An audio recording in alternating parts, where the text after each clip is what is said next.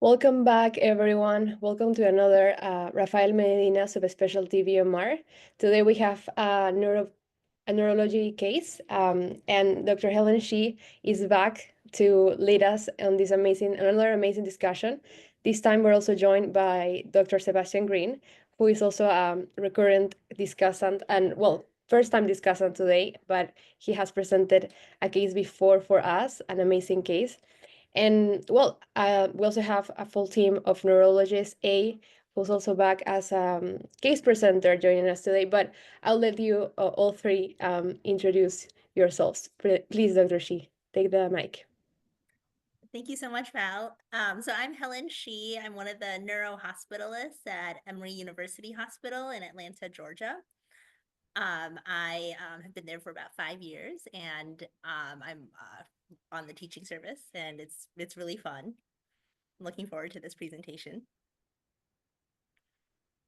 Hi, I'm Amy. I am a physician from VMR. I'm a medical graduate from VMR and now working as clinical research at the Washington University in St. Louis, especially in neurology department. And I will be applying neurology residency next year. So yeah. Great, and I'm Sebastian Green. I'm a third-year neurology resident at UCLA, going into neurophysiology eventually in my 5th year of residency, but then eventually planning to become a neurohospitalist like Dr. Shi, but also doing some neurophysiology alongside that. And I'm very excited to be back with all of you today.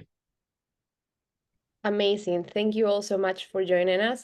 And we also want to shout out our amazing team behind the scenes, Deborah, who is doing teaching points, and Parisa, who's describing. Do you want to go ahead and introduce yourself as well? Hi everyone, I'm Deborah. I'm one of the CPS team members, and I'm really happy for the session and excited for learn from you all. Hello everyone, this is Parisa. I'm also one of the Academy member. So excited for the session I will describe today. Perfect. Thank you both for jumping in last minute. So let's go ahead. And I think, Dr. Shi, if you are okay with doing this kind of the neuro VMR way, maybe can you just give us a chief concern to begin with? Sure. So the chief concern is 71-year-old male presenting with progressive numbness and weakness in both arms. Wow, we have a lot of an interesting presentation, but I can say that it's always like this with A. What comes to mind with this one-liner, Dr. Shi? I think that it's very helpful when we know what part of the body is involved to think about what part of the nervous system, and knowing that it's in both arms makes me think that this is something relating to the peripheral nervous system, or if it's going to be central nervous system, it'll be involving the cervical cord or brain. And so it's always a little bit easier when we have something that's a little bit more focused to help with localization rather than generalized weakness, or maybe weakness in the legs that could be in a lot of places in the nervous system. Thank you for your layout of this initial aliquot. And I'll go to Sebastian.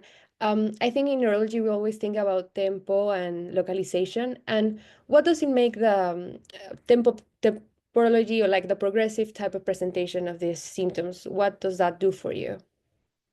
Yeah, I think it radically changes my differential diagnosis, depending on how quickly this has come on. I think we have an age, 71, so I'm leaning more towards something that's probably a bit more subacute chronic, maybe related to toxic exposure or malignancy, but really it changes my differential a lot. If this is something that's very quick, is this something that's kind of rapidly happened? Is it a growth of tumor that's grown quickly? Is there some sort of vascular injury that's come on quickly?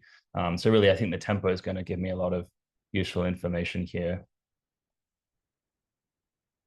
Yeah, thank you for that. I mean, progressive for me, it seems like, okay, maybe this is something that's been going on for a while, but we of course need more information. So why don't you go ahead and give us a little bit more? Sure. So history of present illness. This is a 71-year-old male presenting with progressive numbness and weakness in both arms. But he first presented with the left arm weakness and numbness 6 years ago. that has progressed over the years to nearly complete parallaxis, along with severe muscle atrophy proximally and distally. Over the last 6 to 12 months, he has begun developing similar symptoms in his right arm, with numbness and tinglings as well as weakness. There is no pain associated with either arm. He underwent right carpal tunnel release last year without electrodiagnostic testing and did not produce any benefit. There is no weakness or numbness in both legs, and bowel or bladder functions are all normal. He never had similar symptoms of weakness and numbness before 6 years. There was no history of stroke, headache, trauma to head and neck, or preceding infections. Other systems are all remarkable. And unremarkable, sorry. Do you want to go ahead for past medical, past surgical history, or do you want to stop here? I think this is a nice spot to stop. We have a lot of information and for sure a presentation that is very intimidating to me, but I would like to hear from Sebastian, from your experience, and how does this HPI change your approach to progressive numbness and weakness in bilateral arms?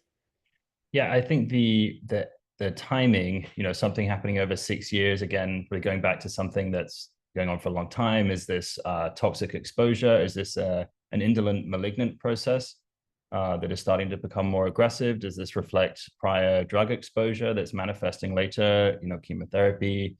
Or is this some really indolent infectious process, again, that is the immune system shutting down as he gets older that's now manifesting?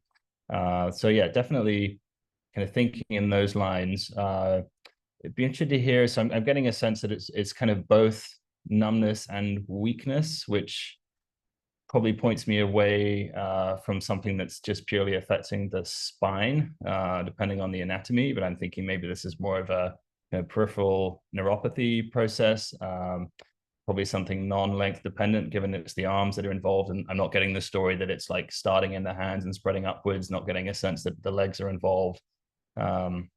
So again, that slightly shifts my my differential. And then this carpal tunnel, it sounds like maybe that was just a red herring, and it just whatever's happening was maybe that's why it didn't get better. It's a different disease process. This is not just a an entrapment of that nerve on the right side. So those are my working thoughts for now. Amazing dissection of this aliquot. So I'll go ahead and ask you, Dr. Shi, because Sebastian mentioned some of the characteristics that are making him lean away and to a specific localization. So what does in the peripheral system make you think, okay, this is more like on the peripheral nerves, on the neuromuscular junction, or in the muscle itself? What are kind of the characteristics that you are looking for to kind of classify the localization? Yes, that's a great question and something I love to talk about.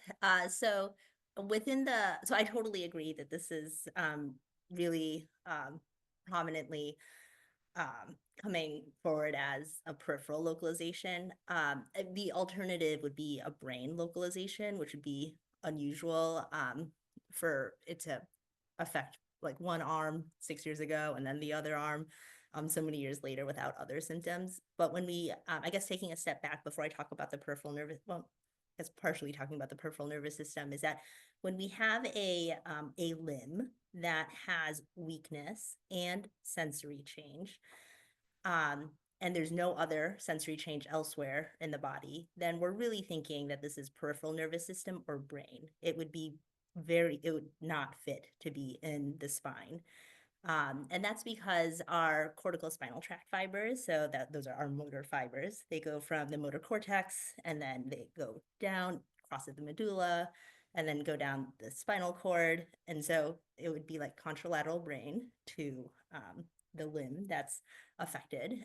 And then our spinal thalamic tract fibers, which are our pain temperature fibers, those cross at the level of the spinal cord. And so they run on opposite sides of the spinal cord when they're supplied, like when they're supplying the same limb.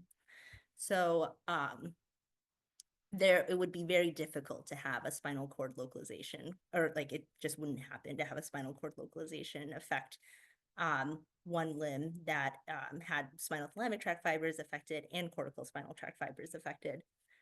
But moving on to the peripheral nervous system, which is what this sounds most like, the things that I think about are if there is sensory involvement, then we're really not talking about an issue with the motor neurons. We're not talking about an issue with the neuromuscular junction, and we're not talking about an issue that's pure muscle, unless the person's not describing it very well and they're weakness, they're calling it heaviness, they feel like it's a sensory change, but on your exam, you would be able to tease that out.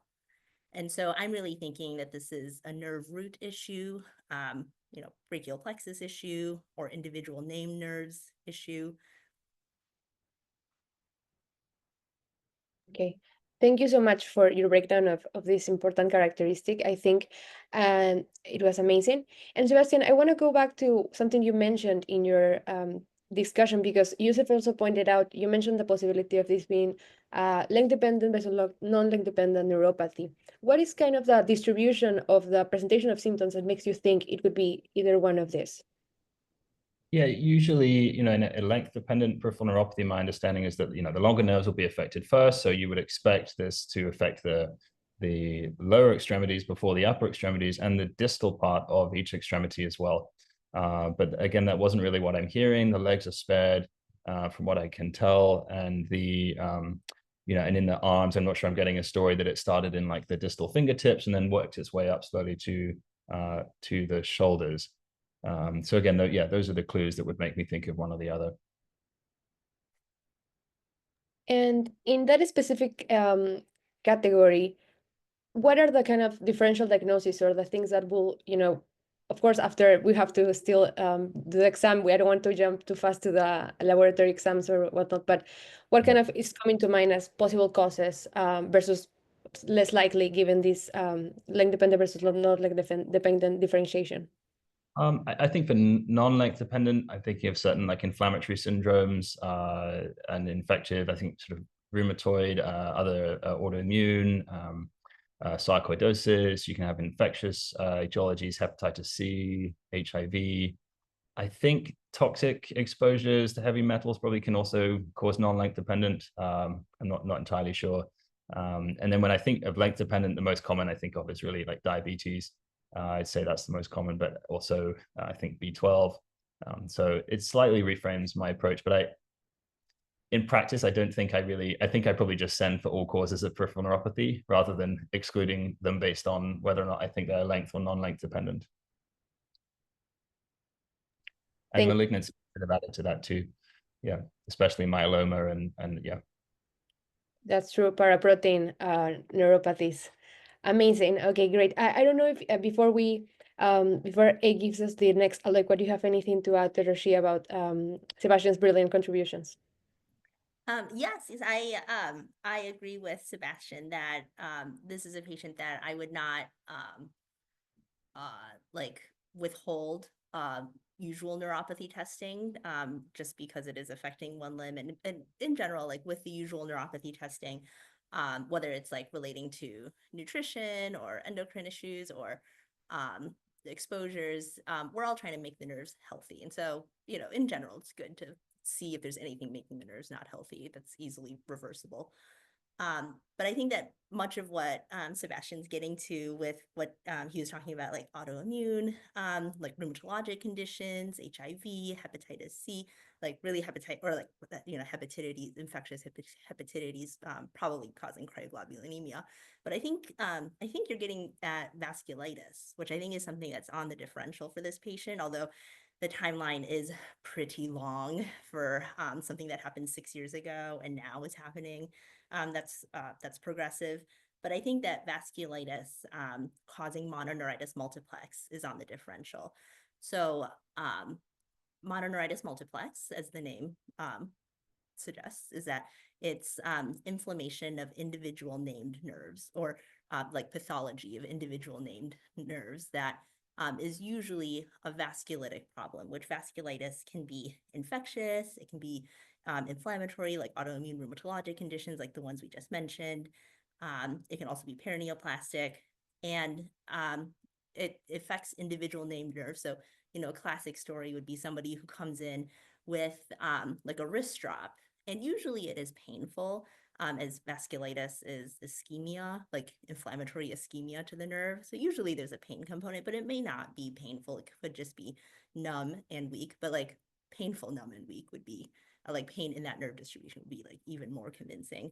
But the classic story would be somebody who has like a wrist drop in one extremity, and then a few months later comes in with a foot drop in another extremity, and then a few months later comes in with like a like a median nerve issue in another extremity or the same one as before. So like individual named nerves are being picked off.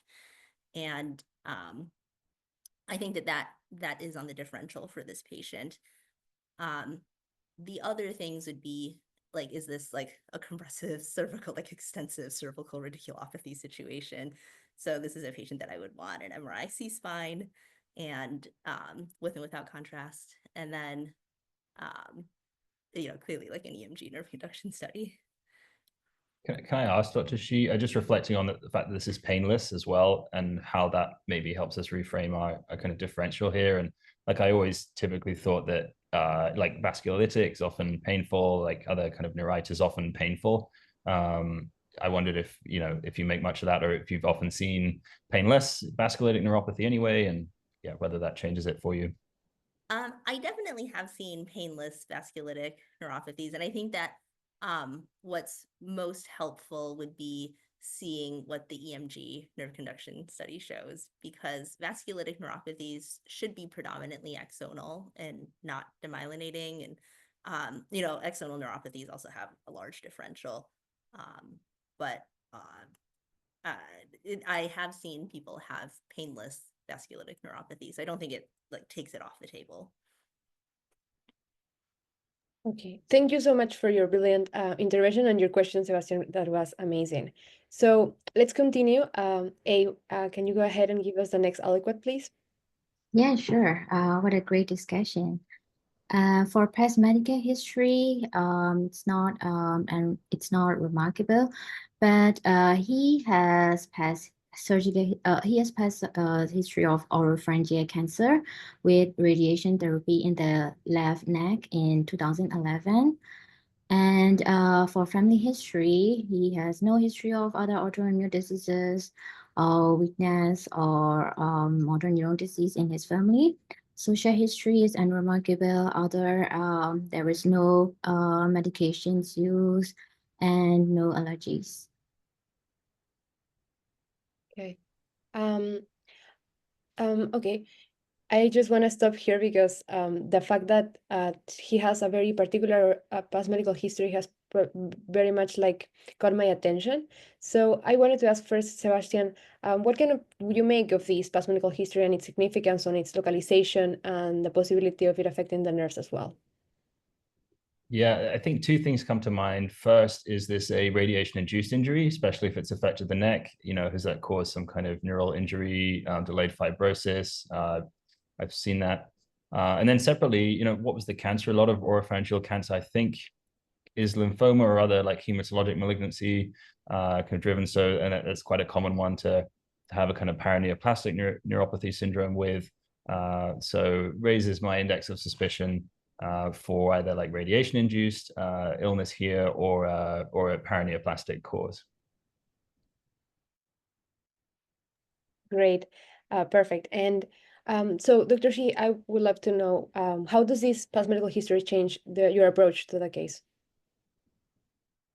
Well, I think that it really hones us in on an area of the body that we are now most concerned about, where before knowing about this, I was thinking about the peripheral nerves as well. And now I'm thinking a lot more about the brachial plexus, which might have been in the field of radiation. I'm thinking about the cervical nerve roots, exactly like what Sebastian was saying, that there could be just radiation plexopathy, radiation fibrosis, radiation changes, which many effects of radiation are not immediate when it concerns the nervous system, including whether it's brain or artery related or peripheral nervous system related. And so when people undergo radiation, there's certainly immediate potential neurological complications, but also ones that come on years later and like typical to occur years later. And so I think that now I'm very focused in on like structurally what is going on in that area. And also if there could be recurrence of his disease that's affecting those structures. Great. Yes. And I want to ask you a question that is more like to indulge my curiosity, because I'm not very familiar with kind of the approach to plexopathy, or when to think about, would this be a plexopathy? And so I would like to know if there's anything on exam and history that makes you think about the plexus being affected rather than the peripheral nerves. Because I think for the roots, I often think about, okay, Guillain-Barré, something like the reticulopathy, but otherwise I'm not very familiar with the upper plexus. I would say as a non-neuromuscular neurologist, my thinking of the brachial plexus is that if I examine a patient and I find that there are like multiple muscle groups involved and they have loss of like multiple reflexes, then or like, you know, like not just muscle groups, but I guess like nerve distributions, then I really think about the plexus, and the EMG is most helpful. And EMGs are done by our neuromuscular colleagues who provide a lot of guidance. Great. Thank you so much. So, could you go ahead and give us the exam, please? Yeah, sure. So vitals are all normal and stable. On general examination, the patient is well-groomed, well-appearing, and in no distress. Head and neck examination, no scalar injections or icterus. On neck, normal range of motion without pain. And musculoskeletal examination, normal passive range of motion in both upper limbs without pain. And on skin examination, there is prominent telangiectasia in the left supraclavicular region where the radiation was performed. And on neurological examination, mental status, he is alert and oriented with fluent speech and adequate attention. On cranial nerve, pupils are normal, no ptosis, extraocular movement show full versions without nystagments, face is symmetric and speech is clear. On motor examination, there is severe global atrophy in the left upper extremity and similar but lesser pattern of atrophy in the right rib with some sparing of the deltoid. Prominent fasciculations in the right deltoid with scattered fasciculations in various other muscle groups of the right arm. On muscle strength examination, deltoids, biceps, triceps, brachioradialis, and wrist extensions, they are all like 3+ or 2 on right, and on left, it's only 1 to 2. And on lower limbs, Marcel, like iliopsoas, quadriceps, hamstrings, and tibialis anterior, they are all normal on both sides.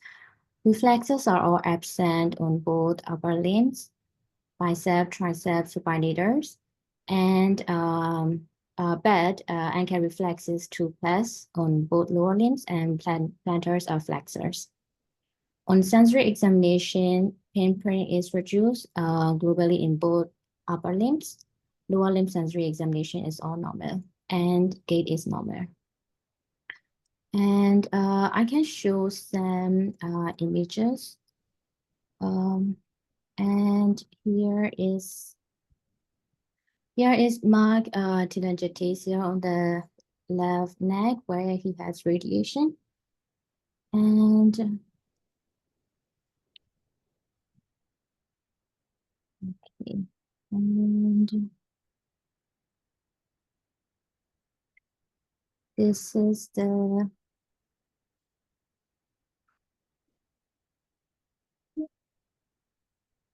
these are fasciculations on the right arm, and okay.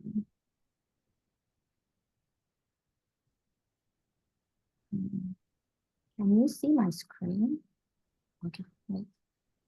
No, we cannot see your skin at your screen. Sorry. Okay. And the other one is Okay, this is the left arm. You can see very prominent atrophy. He cannot even do flexion or extension. And there is severe atrophy in the left arm. Thank you so much. This is very, very didactic. Thank you for bringing all these images and videos.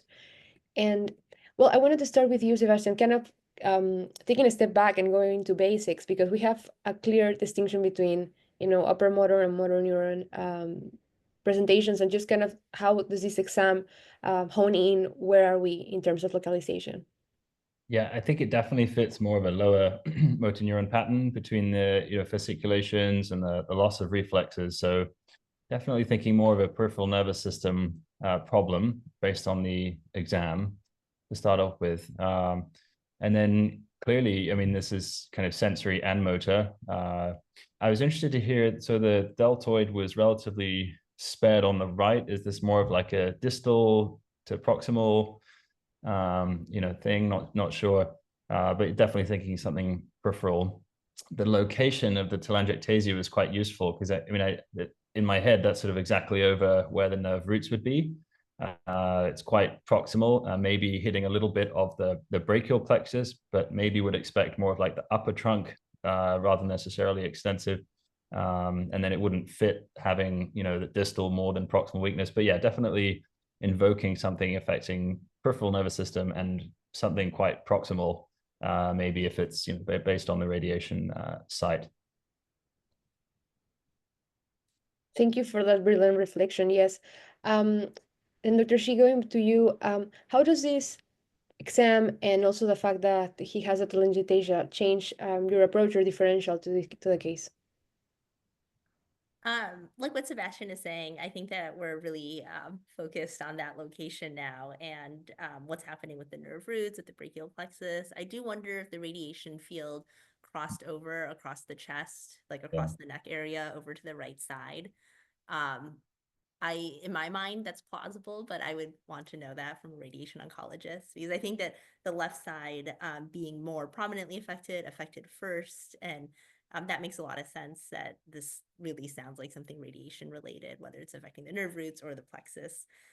But then the right side, if it sounds like it's the same process, but the radiation, it sounds like, was on the left side of the neck, and so was it also in the field, and that's why the right side is affected.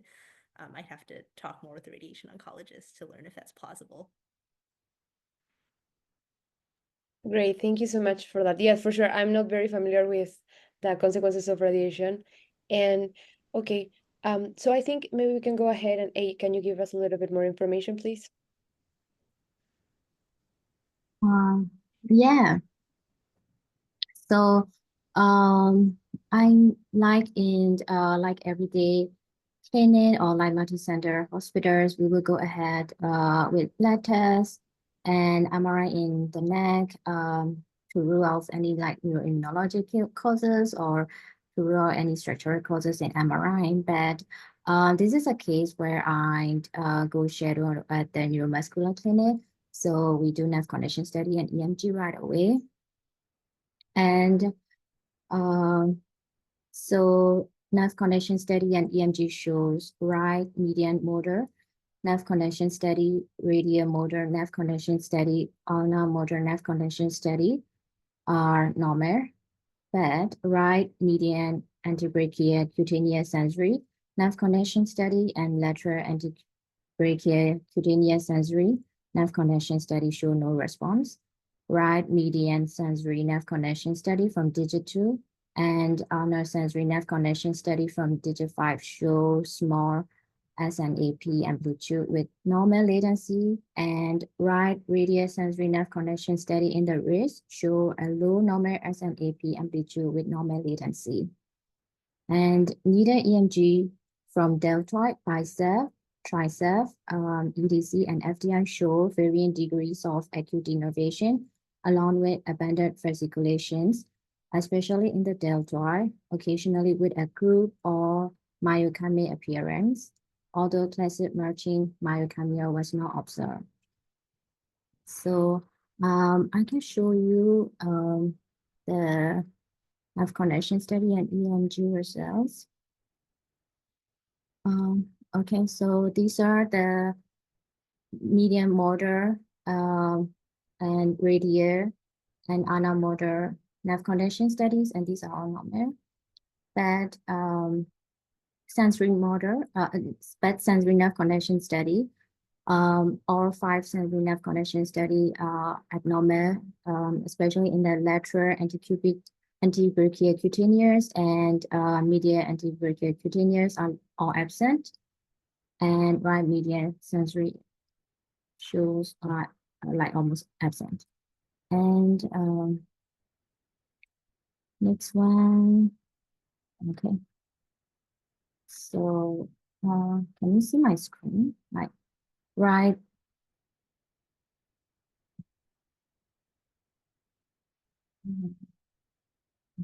Sorry about that.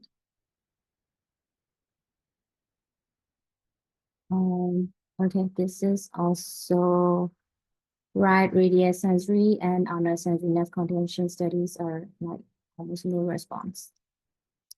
And I can show you the EMG, EMG videos. I'm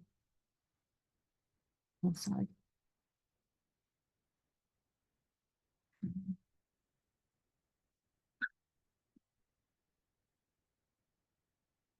Can you see my screen? No, we cannot see your screen. Okay. Okay. There you go. Okay, this is the EMG study results.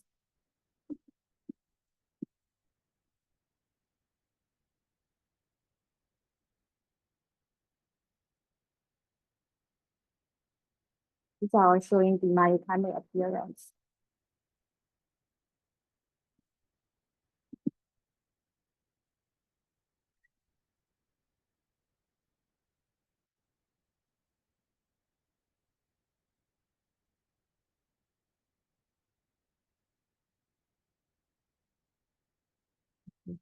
That's all for the investigations. Thank you so much, A. This was really amazing. I feel like we're doing a neuromuscular intensive course right now. So just starting with you, Sebastian, how do you make of the results? Because I guess my mistake was not asking you what you were expecting of the EMG and neuro studies. Kind of, does this fit what you were expecting of the presentation of the patient having such a sensory involvement and also the varying degrees of denervation? It fits the like patchy asymmetric nature, I guess, that the patient's describing. It sounds more like a kind of axonal pattern, if the latencies are okay. So again, kind of helps us to think about etiology. I'm not sure if radiation is classically more of like an axonal predominant or kind of demyelinating, but and then the EMG again just kind of confirms denervation. I'm not sure what to make of the like. I mean, I know fasciculations can sometimes be benign, but also pathologic. Myokymia, my understanding is it's usually more pathologic. I'm not sure how to interpret it in the context of like narrowing the differential, though. Might have to defer that to Dr. Shi. Thank you. Yeah. I mean, if you have to defer information, I'm for sure stumped with this case. So, Sean had a brilliant observation in the chat talking about how this was described as an acute denervation rather than the seemingly chronic history of the symptoms that this patient is manifesting. So, Dr. Shi, what do you make of this pattern of like seemingly acute changes, given that this patient is showing very chronic and dramatic denervation in the symptoms? That is a really great question. To be honest, I'm really not sure what to make of it, and I would have to ask the neuromuscular people more assistance in interpreting this EMG. What I'm seeing most prominently from this EMG is that there is a lot of sensory abnormality. I agree that it seems like a lot more acute findings than chronic findings. But it looks like multiple nerves are involved. We saw radial, ulnar, median, lateral, antebrachial, cutaneous, that there's just lots of nerves involved. And so to me, it seems like there's a brachial plexus issue going on, which I think the exam had also pointed to. And I wonder if their conclusion was that this is a brachial plexopathy. But I do wonder about some of the acute findings. The myokymia, I agree, also is, seems more pathological. And I do wonder about the read about whether this, they're reading it as more axonal damage or demyelinating, but I would expect it to be axonal because there's, at this point with the degree of nerve damage, there could be demyelinating findings and axonal findings, but probably this is a predominantly axonal problem from, I'm thinking that's radiation induced. Thank you. Yes, and so my next question for both of you is, what is the next exam you will ask for to kind of see where the lesion is? I will start with you, Sebastian. I think I'd like to get imaging if we can to see if there's any like enhancement of the nerve roots. So that would be like an MRI, the brachial plexus, maybe kind of extending through to the C-spine. But yeah, I really want to see, especially given the slightly more acute flavor, just like what's going on? Is there contrast enhancement, the nerve roots in the brachial plexus? Do we see any other abnormalities? Any growths even? I suppose that's still technically on the differential. I think that would help me. And then I think that would be my next. And then labs, I think, as well, to rule out other causes, of this pattern. But I think an MRI probably would be my next most useful test. How about you, Dr. Shi?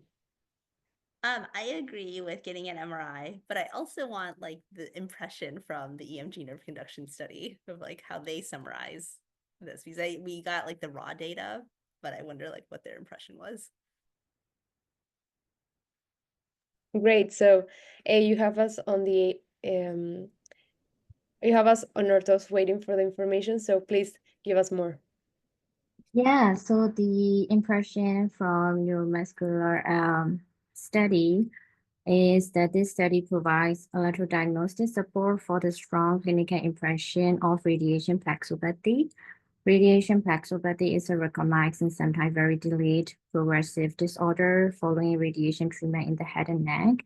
Electrodiagnostic features consistent with brachial plexus disease include diffusely small to absent sensory responses, confirming a post-ganglionic pattern of injury.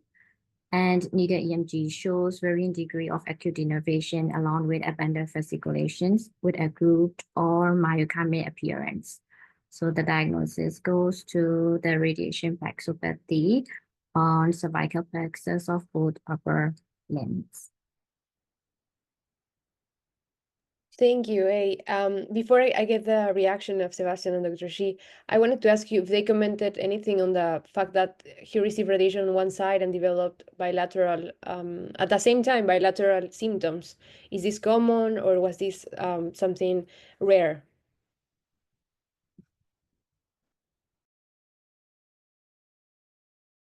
I think you're muted.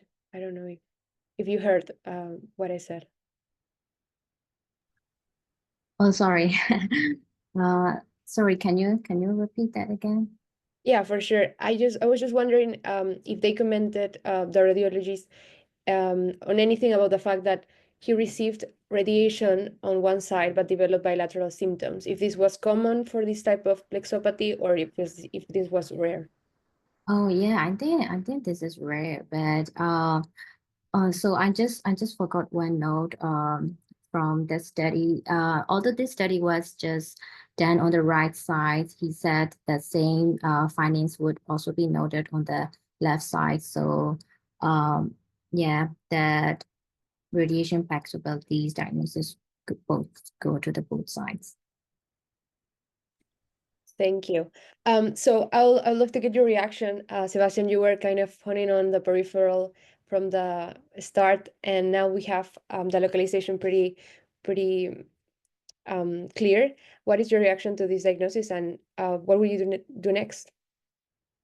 Yeah, I think I'm a little bit surprised that you had like the very acute kind of changes, but we've got clearly like a very chronic, progressive disease process. I think my next concern is like, what can I do about it, given it's still actively denervating, to help this patient's outcome. And I think I'd really have to speak to an oncologist, figure out, what you can do. But at least you can kind of give a diagnosis and set expectations as well with the patient. And yeah, I guess yeah, usually I would have had labs, I guess, before an EMG result. So it's kind of for me interesting doing it the other way around, without like ruling out some of the other stuff. But yeah, I mean, if that's a classic EMG nerve conduction study pattern, and it certainly fits the clinical picture, with the clear site of injury, then I'm wondering whether I mean, it makes sense if the radiation can penetrate. I mean, thinking about how radiation can cause other diseases in the nervous system, like you can get pretty deep neural abnormalities. I think, like it makes sense that it would be able to penetrate through. And I'm wondering if there was like a specific angle where the radiation hit, which is why it maybe hit like slightly more of the lower brachial plexus on one side and more of the complete on the other, maybe, which is why the deltoid was a bit spared. But I'm not sure I have a good answer for that. But yeah, it fits the clinical picture, fits the exam peripheral response, and then the diagnostic testing sounds pretty confirmatory. So, yeah. Thank you for your reflection. And going to you, Dr. Shi, I would like to ask you the same, but also, I guess, with this case of, I think that Sebastian's pointed out something that is very interesting, like what can radiation do to the nervous system. So I would like you to kind of maybe broaden our schema of that mix of radiation and what should we think when thinking about neurology. Okay. So I first want to say that Sebastian's response is excellent, and I totally agree. And I love that he brought up the thought of the hypothesis of could the angle of radiation have affected, preferentially affected some parts of the brachial plexus, like more of the, I guess kind of like, it sounds like on the left side, like the entire brachial plexus, but on the right side, yeah, it seemed to spare the upper trunk, or at least like the deltoid that you had noted was not so involved. And so I think that that's very brilliant, and that would be something I really want to ask the radiation oncologist about, especially if there's detailed information about how his radiation treatments were done. And also, I wonder, like what Sebastian was saying, like what can we do about it at this point? Also, given that there are acute changes seen, and I would have to learn more about like, are steroids helpful? Certainly, we give steroids for other brachial like inflammatory brachial plexopathies. I mean, this is not inflammatory, but I guess other acute brachial plexopathies that have an acute component. So I would want to learn more about that to try to help this patient the best. And then in terms of a schema for radiation issues relating to the nervous system, I would say that I'm more familiar with central nervous system effects of radiation, which, I don't think I've ever exactly like sat in a presentation about this. So what I'm going to say is just from my collection of information that I have gathered through the years, that there can definitely be immediate effects of radiation, include relating, I will talk about the central nervous system, including like pretty immediate cerebral edema that can occur. And that's why oftentimes people are on dexamethasone of some degree, whether it's IV or oral dexamethasone, and they don't taper the steroids until several sessions in, or until they're like nearing completing the radiation. Also, people with radiation who receive radiation can definitely experience radiation necrosis, which I imagine could also be an issue with the peripheral nervous system. And radiation necrosis, at least with the central nervous system, can definitely be delayed. And that can occur like months to years later. And also people can develop radiation-related vasculitic changes and accelerated atherosclerosis, especially people who have had head and neck radiation that can accelerate atherosclerosis in their carotid arteries. And then people can have a lot of carotid disease that can lead to embolic events, strokes. And then there are also specific radiation-related syndromes like SMART syndrome, which stands for stroke-like migraine attacks related to radiation therapy, something like that, SMART. And so that is can occur like typically weeks to months, even years after somebody has had radiation, and then they people can have I guess kind of like a more benign condition of having stroke-like symptoms, but they are accompanied by migraine headaches that are not thought to be exactly pathological or actually causing stroke, but they present like strokes, and then they improve generally. But with the peripheral nervous system, I have to learn more. Certainly, I've heard of radiation flexopathy, but I don't think I've ever seen anybody have that. Thank you. I for sure need to work on my schema for radiation and neurology, and also plexopathies, because I'm not very familiar with this. And thank you, A, for bringing this amazing case. You always, we learn so much from you. And I wanted to hear from you. What did you learn from this patient? And maybe if you have any teaching points. Yeah. So like, first of all, whenever we have like presenting with weakness and numbness in all the muscles and nerve groups. So this is kind of like, okay, is it multiple nerves involving, or is that plexus, or is it multiple roots? We're not just thinking of when nerve or when root, but we will be thinking like, okay, this is in the plexus, or multiple roots, or multiple nerves involvement. And here we do nerve connection study, and EMG show like from the posterior cord, we did radial nerve, and from the medial cord, we did ulnar. And also this medial cutaneous nerve of forearm comes from the medial cord. And from the lateral cord, we did that lateral cutaneous nerve, and which comes from the musculocutaneous nerve. So we did 5 groups of nerve connection study, which includes like from the point out to the localization of the plexus. And in brachial plexopathy, mostly are due to so the causes could be neoplastic or radiation-induced or post-infectious. And but in terms of like neoplastic, maybe due to from the recurrence of the tumor, we can see from the MRI, maybe is it any tumors growing, or there's no recurrence of tumors. And then we can also see like the pattern of weakness. It is more like it's longer in years in radiation plexopathy than in neoplastic, because in neoplasm, with the recurrence of the tumors, they may have other associated symptoms, and they may present sooner later than radiation plexopathy, and myocardial discharges are more prominent for the radiation plexopathy.